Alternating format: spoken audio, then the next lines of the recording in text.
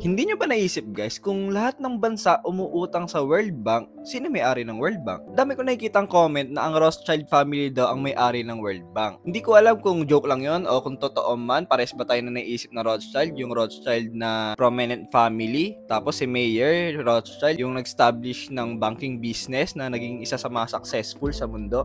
So paki-comment, tulungan nyo ako kung ano man yon. Anyway, subukan ko sagutin kung sino may-ari ng World Bank. And dati, ang tawag dyan ay World Bank Group. Hindi siya pagmamayari ng single entity pero comprise siya ng mga various organizations. Meron dalawang key institutions. Una, International Bank for Reconstruction and Development and International Development Association. Kasama ng dalawang to, yung gobyerno ng mga member countries, which are 189 countries ang nagmamayari sa World Bank. Sila mga shareholders dito na nag-i-influence o nagde-decide sa mga operation na mangyayari sa World Bank. Basically, yung ownership sa World Bank is a cooperative effort ng mga member countries.